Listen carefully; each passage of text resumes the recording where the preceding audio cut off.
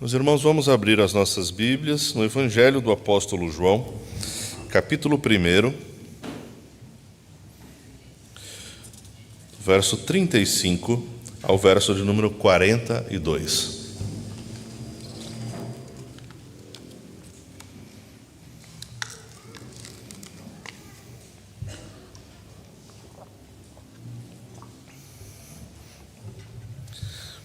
Evangelho do Apóstolo João, capítulo 1, do verso 35 ao verso 42. Leiamos. No dia seguinte, João estava outra vez na companhia de 2 dos seus discípulos, e vendo Jesus passar, disse: Eis o Cordeiro de Deus. Os 2 discípulos, ouvindo-o dizer isso, seguiram Jesus. Jesus, voltando-se e vendo que o seguiam, disse-lhes: O que vocês estão procurando? Eles disseram: Rabi, que quer dizer mestre, onde o Senhor mora? Respondeu Jesus: Venham ver. Então eles foram, viram onde Jesus estava morando e ficaram com ele aquele dia. Eram mais ou menos 4 da tarde. André, o irmão de Simão Pedro, era um dos 2 que tinham ouvido o testemunho de João e seguido Jesus. Ele encontrou primeiro o seu próprio irmão Simão, a quem disse: Achamos o Messias. Messias quer dizer Cristo. E o levou a Jesus. Jesus olhou para ele e disse: Você é Simão, filho de João, mas agora será chamado Cefas. Cefas quer dizer Pedro. Meus irmãos, como já observamos anteriormente, estamos aqui numa sequência de dias que antecede ao início público do ministério de Cristo. Público no sentido mais abrangente, mais visível, que se dará exatamente no capítulo 2 do verso 1.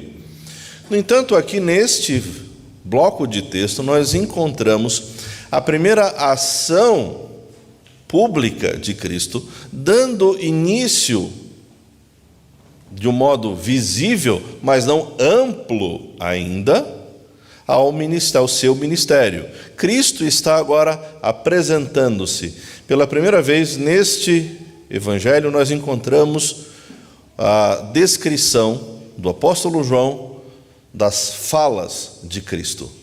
E a primeira vez que ocorre essa fala, ela já traz um tom exatamente frequente, que iremos observar ao longo deste evangelho, atingindo o âmago das questões mais profundas humanas. Logo em seguida, o segundo registro é a expressão venham ver. Este é o convite irresistível. Jesus convidando: venha ver. Não é uma ideia, não é um conceito, não é uma abstração, é concreto. Venha ver, de fato. Esse texto, verso 35, ele começa: no dia seguinte. Esse dia seguinte é o 3º dia. No primeiro dia, nessa sequência de relato, aquele que antecede Jesus Cristo, João Batista, ele é interpelado por pessoas que estão perseguindo e querem uma posição clara dele. No segundo dia, ele deixa bem claro qual é a essência do testemunho, a ação cristã propriamente dita. Jesus Cristo é Filho de Deus, o Cordeiro de Deus. E agora estamos no 3º dia desta sequência. E nesse 3º dia, o relato continua no verso 35. João estava outra vez na companhia de 2 dos seus discípulos, ou seja, era comum, ele tinha discípulos, pessoas que o acompanhavam, fazia parte desse ministério que antecedia a chegada de Cristo, e ele sabia muito bem que o seu objetivo era preparar o caminho para Cristo, levar a Cristo. Esse é o seu objetivo principal. O verdadeiro discípulo de Cristo, e aqui é um dos ensinos que este bloco de texto nos traz é exatamente esse. O verdadeiro discípulo, ele não tem uma atividade com um fim em si mesmo, mas dirigida ao seu mestre. Ele atua debaixo da autoridade do seu mestre para a exaltação do seu mestre, não de si mesmo. O que, ao longo deste pequeno bloco de texto, em comparação com a totalidade do Evangelho, nós vamos nos deparar aqui com dois aspectos que são extremamente belos. Certamente os irmãos, nesta primeira leitura, entenderam o que o texto está dizendo. Nós entendemos o que está posto aqui, o que traz à tona a simplicidade do Evangelho. O Evangelho é simples, direto, objetivo. Nós sabemos descrever o que está acontecendo aqui. João, com seus discípulos, vê Jesus passando, diz enfaticamente, repete o que ele já disse anteriormente: esse é o Cordeiro de Deus. Cordeiro é uma figura bíblica muito clara para todos nós. Depois nós temos aqui esses discípulos cumprindo exatamente o objetivo de João Batista. Eles seguem a Jesus, caminham em busca dele, são recebidos por ele, permanecem com ele. Depois um desses discípulos primeiros aqui, André, descrito como irmão de Pedro, retorna, e a primeira coisa que ele vai fazer, depois de encontrar a Cristo, é falar para o seu irmão: encontramos o Messias. E esse irmão, Pedro, vai ter com Cristo exatamente debaixo da confiança do que o seu irmão disse, e vai ver, e de fato e o encontro com Cristo é transformador. Nós entendemos a simplicidade do Evangelho, ao mesmo tempo a sua profundidade, praticamente infinita, inesgotável, em que nessa noite iremos tentar mergulhar, talvez alguns poucos milímetros. Esse é o Evangelho, simples, profundo, e poderíamos passar a vida inteira observando os ensinos apenas destes poucos versos, e jamais iríamos esgotar a profundidade do seu ensino e de sua aplicação. Esse é o Evangelho. Nós fomos impactados e transformados por uma compreensão simples, inicial e verdadeira, ao mesmo tempo que levaremos a vida inteira para nos aprofundar, compreendendo detalhes, minúcias, a beleza desse ensino, que demandará toda a nossa vida. Iremos sempre desfrutar da grandeza deste ensino do Evangelho. Essa beleza do Evangelho, simplicidade e profundidade, unidos de um modo inseparável, como uma mesma coisa, um mesmo elemento. Sigamos em frente. João Batista estava outra vez na companhia de 2 dos seus discípulos, e vendo Jesus passar, disse... E aqui aparece a primeira nuance extremamente profunda nesse processo, que eu convido os irmãos a nos aprofundarmos um pouco mais. A ideia de ver, ela é frequente aqui, do olhar. Curiosamente, o olhar, os estudos sobre o olhar, eles perpassam várias áreas do conhecimento humano. A história, a psicologia, áreas da antropologia, da sociologia, todas elas destacando a importância do olhar. Basicamente, poderemos resumir todos esses estudos a partir de um ponto central. O ponto central é: nós nos detemos em olhar ativamente para aquilo que compreendemos ser importante. O nosso olhar fica dedicado aquilo que nós sabemos ser importante. Isso é uma realidade que perpassa todas as áreas dos saberes humanos, mostrando a importância do olhar, do modo como se olha.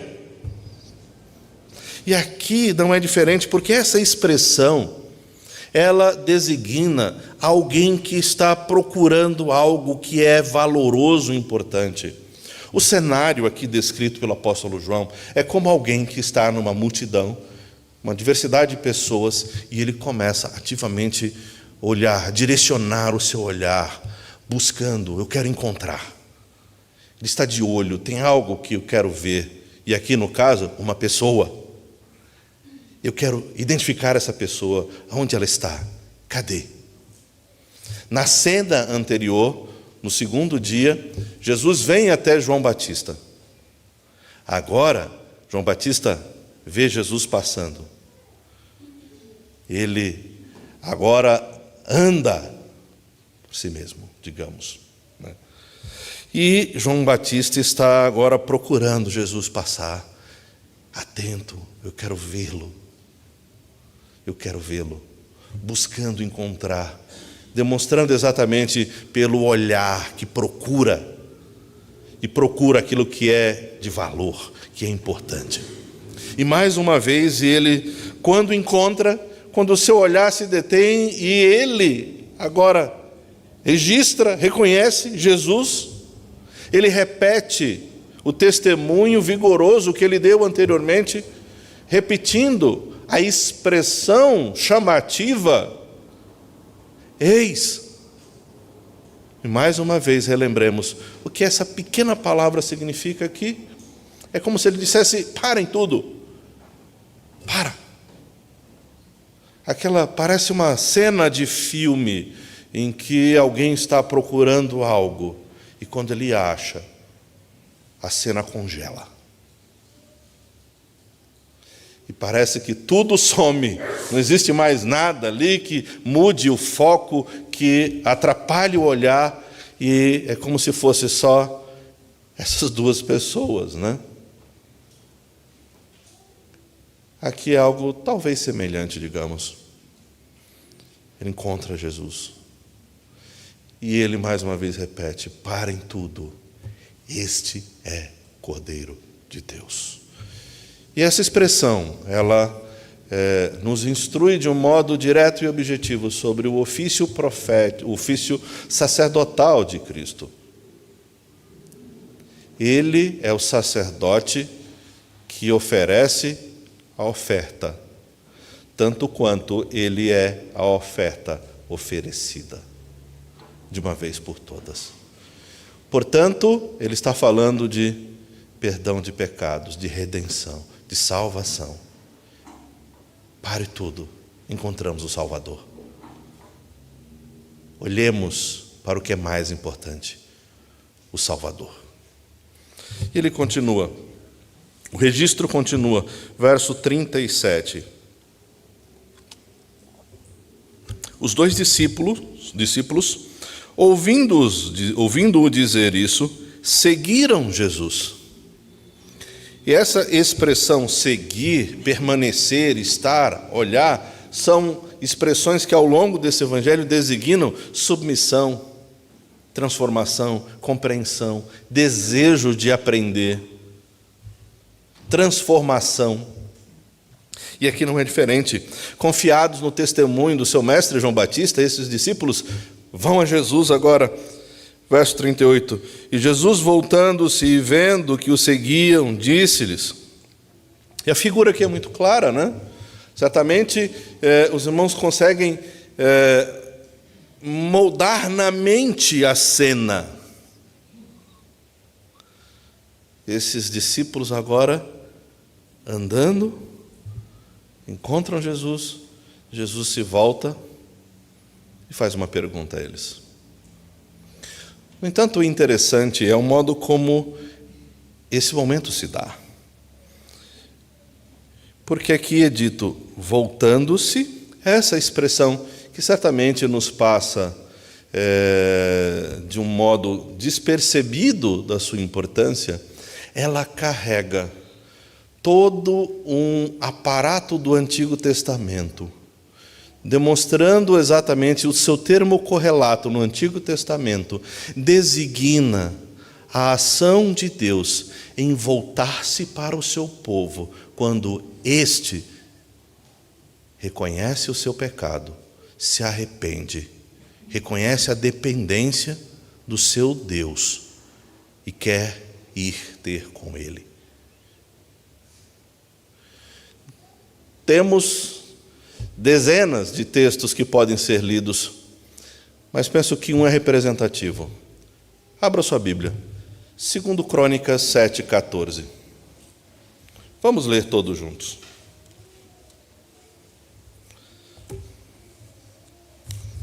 Segundo Crônicas 7,14.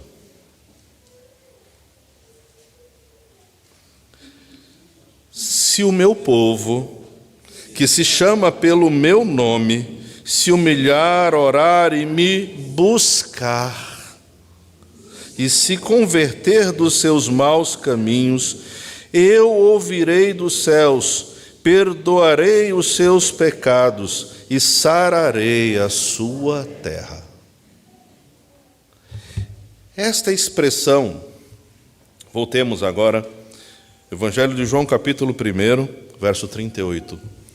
E Jesus voltando-se, é como se o apóstolo João estivesse agora tomando todo esse sentido e agora colocando encapsulado nessa palavra, nesse verbo, voltando-se. Voltando-se. Se o meu povo, que se chama pelo meu nome, se humilhar, me buscar, eu ouvirei. E é isso que designa que não é simplesmente uma ação de alguém que percebe alguém acompanhando atrás dele e simplesmente se volta. Esse ato de se voltar, ele ocorre mais uma vez frequentemente nesse evangelho, e ele designa a atenção que Cristo dá àqueles que vão até Ele, porque ela expressa arrependimento, pelo menos aqui nesse caso, reconhecimento de que estão indo ao Cordeiro de Deus. E assim o texto continua, mais uma vez, voltando-se e vendo valor. Essa expressão, ela vai ocorrer com Cristo lá com Pedro, vendo, olhando, prestando atenção. Disse-lhes: o que vocês estão procurando? E seria um erro da nossa parte entender, talvez no nosso caso, se alguém estivesse andando atrás da gente, a gente para, o que você está procurando? O que você quer? Talvez alguém morrendo de medo diga, mas diga. Não é esse o tom de Jesus. A pergunta não é simplesmente uma pergunta afrontosa para chamar a atenção, para que eles parem. Não, essa construção, Jesus voltando àquele que vem até ele, olhando e fazendo uma pergunta desconcertante em dado momento, mas ao mesmo tempo extremamente profunda, muito mais profunda do que uma superfície de uma leitura rápida pode nos fazer identificar. O que Jesus está perguntando aqui é uma pergunta existencial, extremamente profunda. O que você procura? Qual é a sua busca? Por que você vive? O que você quer realmente? Pode-se dizer que as grandes perguntas existenciais ao longo de toda a história da humanidade são: quem eu sou, de onde eu vim, para onde eu vou? E procuramos resposta, sentido para a nossa vida. O que nos move a viver e levantar todos os dias? Para que acordar cedo? Trabalhar duramente todos os dias? A vida não é feita somente de uma série de labutas diárias, de dormir pouco, trabalhar muito, ganharem suficientemente e esperar o dia 5 de cada mês para receber o seu salário, que se esvai rapidamente com grande frequência? A vida não se resume a isso. E essa pergunta é exatamente a mais profunda que Jesus poderia fazer. E o primeiro registro de fala de Cristo nesse evangelho é: o que você procura? Qual a razão da sua vida? Por que viver? Qual o sentido disso? E eles respondem com outra pergunta. Alguns dizem que é deselegante responder pergunta com pergunta. Mas a pergunta que eles fazem é uma resposta. Rabi, eles disseram, que quer dizer mestre. Já a primeira abordagem com Cristo que eles fazem é chamá-lo de mestre. E essa expressão aqui era uma expressão extremamente honrosa. Aquele que conhece a lei, aquele que sabe, entende da lei. E o que é a lei? A lei de Deus. Poderemos dizer que é aquele que é mestre da Escritura. E eles: o que vocês procuram? E a resposta deles, com essa expressão, já é reveladora. Nós queremos conhecer mais da palavra. Nós queremos conhecer a palavra. Talvez eles não soubessem ainda que eles estavam diante da palavra. Mas é isso que eles vão encontrar. Eles querem a palavra. E assim, ele diz: onde o Senhor mora? Eles querem ter com Ele. E aí vemos essa pergunta emblemática, esse convite irrecusável: venham ver, venham ver. Eles querem aprender, eles querem conhecer, movidos pelo ensinamento, instrução, direcionamento de João Batista, o seu mestre, que os conduz a Cristo. E agora, diante de Cristo, eles querem aprender, eles querem conhecer mais sobre Cristo. Por isso eles querem ir onde Ele está. E a resposta de Jesus é imediata, não é algo como o que demonstra e comprova claramente o valor que Ele dá a esses em retornar, olhar, falar, perguntar exatamente a pergunta que atinge o coração. Ele não diz, não responde se esquivando. Também não dá respostas abstratas, eloquentes, que ao serem espremidas, você não tem uma gota de conteúdo. Fala-se muito bem e não se diz nada. Uma das expressões particularmente mais interessantes no apóstolo Paulo, a meu ver, é na carta a Timóteo, quando ele fala de loquacidade frívola. O termo eu acho belíssimo, mas ele significa falar muito e não dizer nada. Nós vivemos num mundo, já não de hoje, de grandes intelectuais e mestres que falam muito e eles não dizem nada. Não passa de uma loquacidade frívola, e não é isso que Cristo oferece. Um palavreado vazio. Ele está mostrando agora de modo concreto: venham ver. É real, é concreto. Não é uma ideia, um conceito vazio. Não é falar sobre coisas que nada significam. É mostrar a realidade.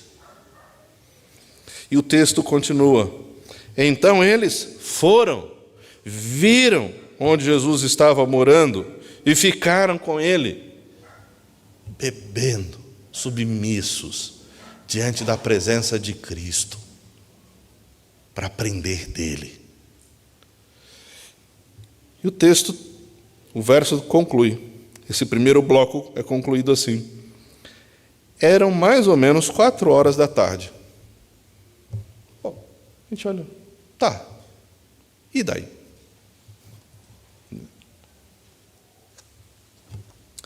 Obviamente, as demarcações temporais que encontramos aqui, elas identificam dentro do cenário da humanidade, expressando que Jesus de fato encarnou-se, habitou entre nós, com as limitações temporais humanas. Tempo é uma limitação humana. O Redentor esteve dentre nós com essas limitações temporais, cronológicas, sim. Mas ela também indica um elemento aqui importante. Naquele tempo, 16h já era o final do dia. Não haviam cidades iluminadas como nós temos hoje, que inclusive isso é razoavelmente recente. Então, o anormal é nós irmos dormir 11h, 10h, meia-noite. O normal, historicamente, as pessoas dormirem lá, baixou o sol, começou a escurecer, já está preparando para dormir. Vai tudo escurecer. Isso era o normal. Alguns chegam a dizer que isso é muito melhor em algumas... Bom, mas isso é uma outra história. E aqui não é diferente. 16h e escurecer. Como eles iriam retornar para casa? Não é seguro andar naquilo que popularmente nós chamamos de breu completo. Mas eles não estão preocupados com o horário. Eles não estão preocupados com o tempo. Diante da presença de Cristo, de encontrar a resposta, o que eu procuro, achei. Qual o problema? Deixa eu ficar olhando no relógio aqui para ver se o tempo está passando. Está demorando. Diante de Cristo, da resposta aos dilemas humanos, existenciais e espirituais mais profundos, que importa a hora? Que importa o tempo? Pouco importa se eu não vou conseguir voltar para casa, se vai ser difícil, se está tarde. É isso que eles mostram aqui. Diante de Cristo, de ter fitado o olhar naquilo que realmente importa, tudo mais, até mesmo a sua própria segurança, bem-estar e estabilidades mínimos, são completamente irrelevantes. O que importa? O que importa isso? Eles estão diante de Cristo. E o texto continua, verso 40. André, o irmão de Simão Pedro, era um dos dois que tinham ouvido o testemunho de João e seguido Jesus. Ele encontrou primeiro o seu próprio irmão Simão, a quem disse: achamos o Messias, que quer dizer Cristo. Então, lembremos, o texto começa, são 2 discípulos, mas aqui só é citado um. Cadê o outro? E aqui nós estamos dentro do momento em que a igreja começa. A igreja cristã nasce aqui, quando Cristo convida 2 homens, 2 discípulos. 2 discípulos para ter com Ele e aprender com Ele. Aqui é o início da igreja cristã. Um deles é descrito em referência ao seu irmão mais famoso. Ainda não era, em termos do relato aqui, mas para os leitores naquele momento, eles já sabiam quem era Pedro. E o outro é omitido. A tradição cristã antiga tem apontado, vem descrevendo que este, digamos, discípulo anônimo é o discípulo amado. Ao mesmo tempo que a tradição cristã antiga diz que o discípulo amado é o próprio João. O texto não faz referência.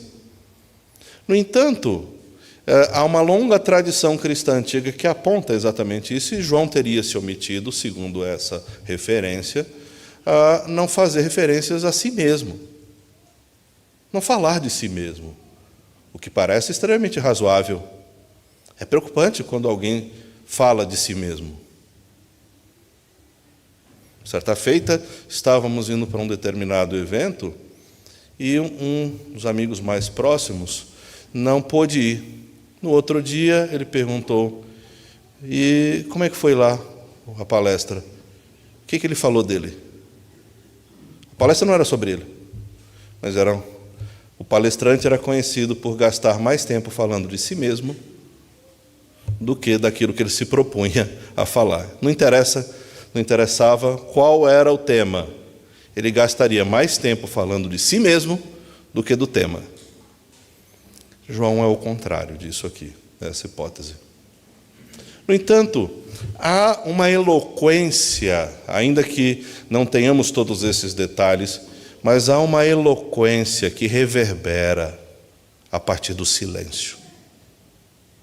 O silêncio é extremamente eloquente. E aqui podemos ver que há um discípulo anônimo. Isso é uma realidade.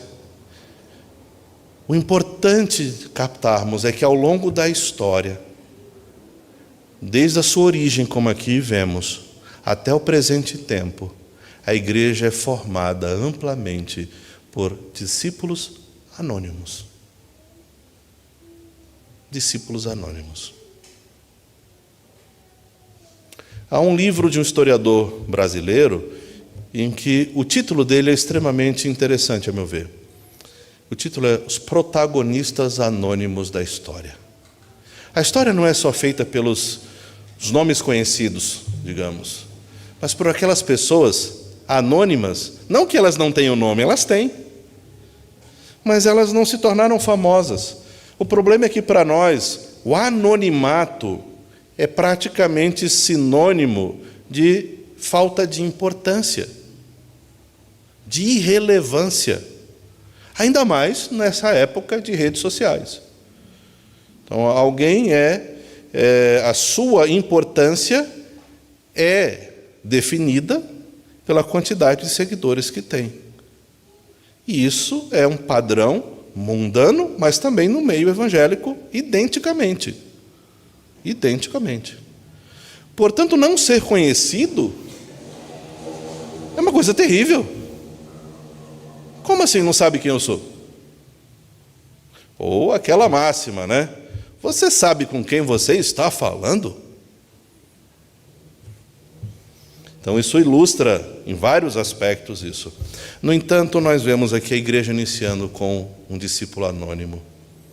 E ao longo do tempo, nós vemos pessoas anônimas. E essas pessoas anônimas não são sem importância. São extremamente relevantes. E são exemplos de fidelidade. Por exemplo, século XVI, França, período de guerras de religião, especificamente uma única noite, a noite de São Bartolomeu. Alguns chegam a descrever que 30.000 protestantes foram executados de uma atrocidade sem limites. Nós não sabemos esses nomes. Não sabemos. Mas eles são exemplos de fidelidade. Como assim? Se eles tivessem negado a Cristo, eles não teriam morrido. O reverendo Samuel fez referência na oração missionária a uma irmã nossa, na Coreia do Norte, com um nome trocado, porque não pode ter seu nome revelado. Calvino, dentre as suas mais de 3.000 cartas, grande parte dessas cartas tinham nomes trocados, exatamente porque ele estava se correspondendo com missionários que estavam especialmente na França e que não podiam ser chamados pelo seu próprio nome, porque seriam executados ali. São anônimos, mas um exemplo de fidelidade. Outro exemplo de fidelidade no anonimato são quantos irmãos nossos nas nossas igrejas talvez nunca tenham vindo à frente aqui, nem dar um aviso rapidamente, mas são instrumentos de intercessão, que nas noites gélidas desse tempo, acordam de madrugada e de joelhos estão orando pelos irmãos, pelos líderes, pelos pastores, pela igreja. Irmãos que saem para visitar doentes, enfermos em hospitais, em situações perigosas. E não divulgam, não propagam, não fazem selfies e postam em suas redes sociais. São anônimos. Pessoas desconhecidas que na madrugada, na reunião de oração da SAF, a dupla reunião de oração, às vezes não podem abrir suas câmeras por causa da sua internet fraquinha, mas não falham. Eu não sei, mas suspeito que existem algumas senhoras que participam das duas e dificilmente falham. Estão lá, anônimos. A história da igreja cristã, em grande medida, é formada por anônimos. Pessoas que nós não sabemos o nome, mas que são exemplos de fidelidade, de intercessão, de submissão, de dedicação ao Senhor.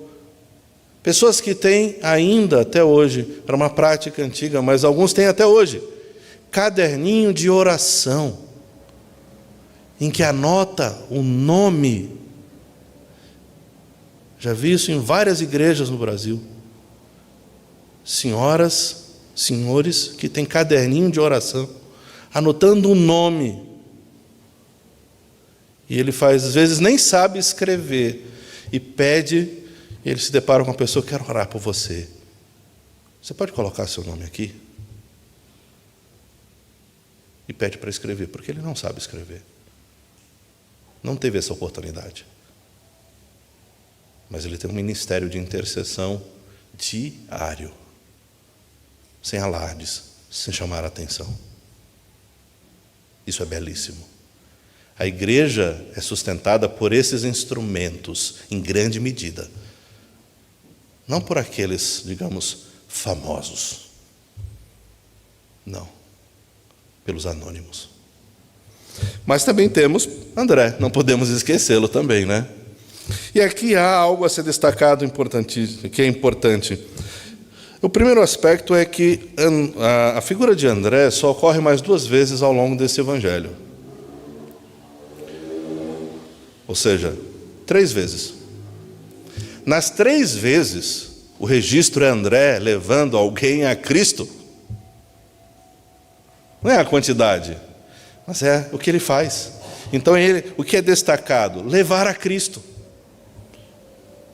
André, o primeiro discípulo, aqui, o primeiro membro da igreja cristã,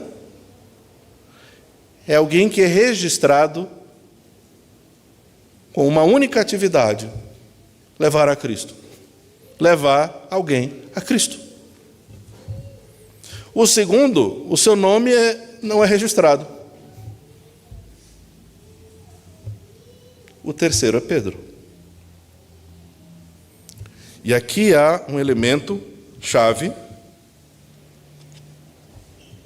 porque o modo de descrição é que André, quando ele encontra o Senhor, ele não se contém. E a sua primeira expressão é contar. Como evangelizar? Aqui nós temos um registro simples e profundo. Encontrei o Senhor. Encontrei as respostas que eu tanto desejava. Fui ter com Ele. Achei o Messias. Esse convite que recebemos, irrecusável, nos leva a isso. E o que encontramos aqui? O que André faz? Primeira coisa que ele faz: eu preciso contar isso para alguém, E ele conta para quem? Pedro. Aquele que será um instrumento importantíssimo.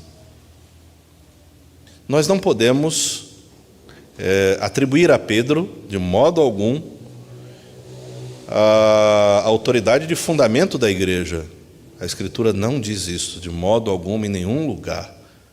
Mas nós não podemos não podemos incorrer no erro de excluir a importância de Pedro.